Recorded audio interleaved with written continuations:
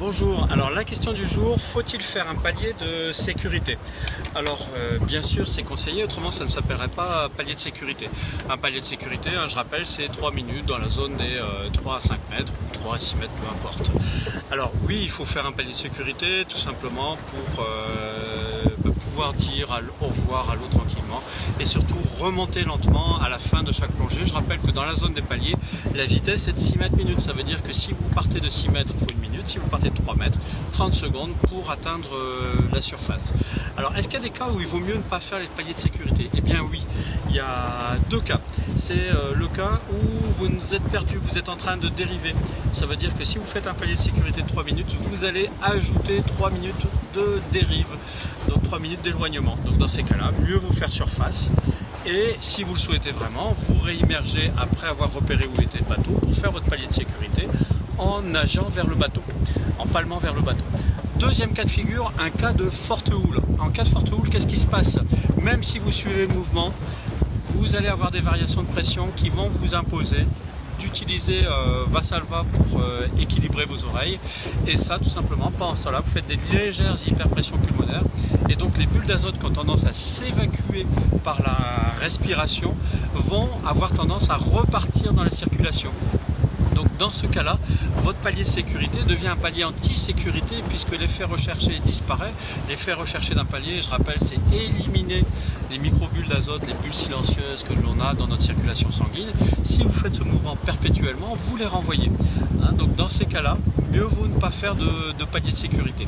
Alors maintenant, que dire des paliers de sécurité préconisés par tous les ordinateurs de plongée? Eh bien c'est la même chose, vous n'êtes pas obligé de les faire.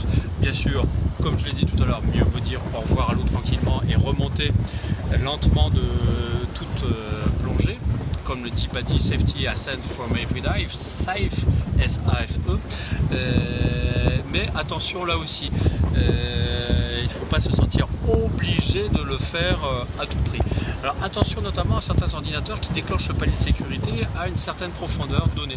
Par exemple à 5,9 m. C'est le cas de plusieurs ordinateurs, notamment de ceux des Suunto.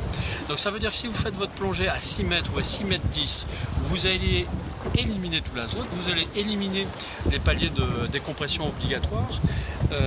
Votre ordinateur vous dira que vous pouvez remonter et dès que vous franchissez la barre des 5,9 m, il va vous réafficher soit des paliers de sécurité ou même des paliers obligatoires.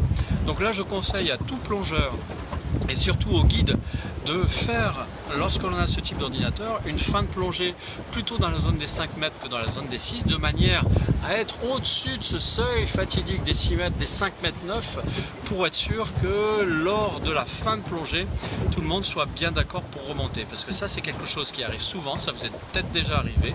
Tout le monde dit ok, mon ordinateur est bon, on remonte un petit peu et là j'ai 2 minutes. Et bien c'est tout simplement parce que l'ordinateur se déclenche qu'à 5,9 m. Voilà, j'espère vous avoir éclairé sur les paliers de sécurité, donc bien sûr conseillé. Si vous avez aimé cette vidéo, cliquez sur j'aime. Si vous n'avez pas aimé, cliquez sur j'aime pas. Vous voulez en voir d'autres, abonnez-vous à notre chaîne YouTube Aquadomia One. Et puis vous voulez voir d'autres sujets abordés, n'hésitez pas, vous me passez un petit coup de fil, vous m'envoyez un petit mail, vous commentez cette vidéo ou un petit post sur Facebook. À bientôt.